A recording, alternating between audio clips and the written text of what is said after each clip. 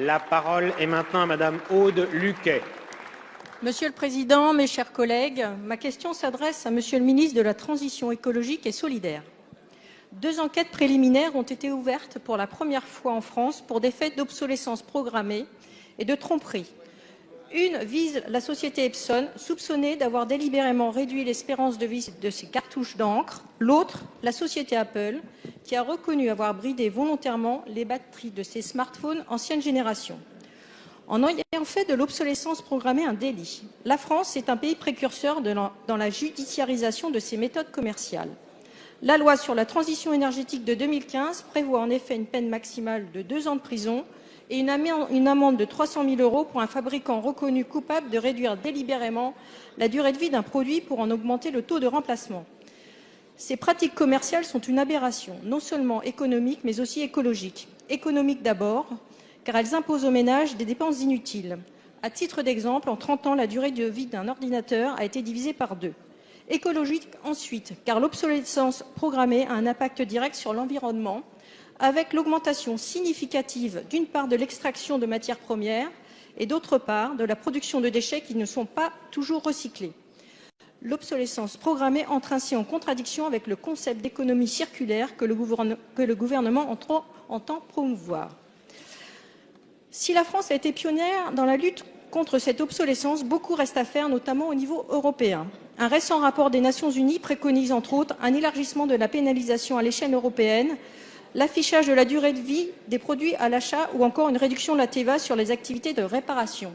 Ma question est donc la suivante, Monsieur le Ministre. Sur la base de ces recommandations, comment la France entend-elle, aussi bien au niveau national qu'au niveau européen, renforcer et encourager la lutte contre l'obsolescence programmée? Je vous remercie. Merci, Madame la députée. La parole est à Madame Brune Poirson, secrétaire d'État auprès du ministre d'État, ministre de la Transition écologique et solidaire. Monsieur le Président, Mesdames et Messieurs les députés, Madame la députée Luquet, l'obsolescence programmée est une double arnaque. C'est une arnaque pour les consommateurs, c'est aussi une arnaque pour la planète. Et comme vous l'avez rappelé, Madame la députée, la France combat cette pratique qui est l'héritage d'une économie et d'une société de gaspillage dont nous ne voulons plus, mais aussi dont la planète ne peut plus supporter les coûts. Et d'ailleurs, combien d'entre vous avez-vous eu souvent, vous êtes-vous fait la réflexion au moment où vous aviez un téléphone portable ou encore une machine à laver, un appareil électroménager à jeter, que vous le jetiez trop tôt, à un moment où finalement ce n'était pas prêt? Eh bien, ce vieux modèle économique-là, il doit s'éteindre. Et c'est pour cela que nous devons être fermes face à ceux qui pensent qu'on peut sacrifier la planète au simple bénéfice du court terme. Et la France a d'ailleurs pris ses responsabilités puisque dans la loi pour la croissance verte, eh bien, la France a fait de l'obsolescence programmée un délit. Et récemment, des associations et des organisations ont d'ailleurs mis la pression sur les industriels et en se mobilisant. Mais c'est aussi un enjeu global de la société de consommation et de renforcement de la compétitivité française qui est là. Car lutter contre l'obsolescence programmée, c'est créateur d'emplois dans les métiers que nous avons perdus, comme par exemple la réparation.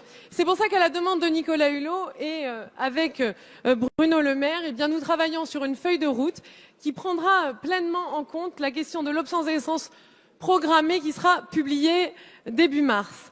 L'un des grands enjeux, c'est d'accélérer l'affichage de la durée de vie des produits, mais aussi de leur durabilité. La réparation des produits doit devenir naturelle, comme elle l'a été à une époque où on ne jetait pas un objet parce qu'il ne fonctionnait pas, mais on le réparait. Encore une fois, c'est un enjeu de société, c'est aussi un enjeu de compétitivité pour notre pays.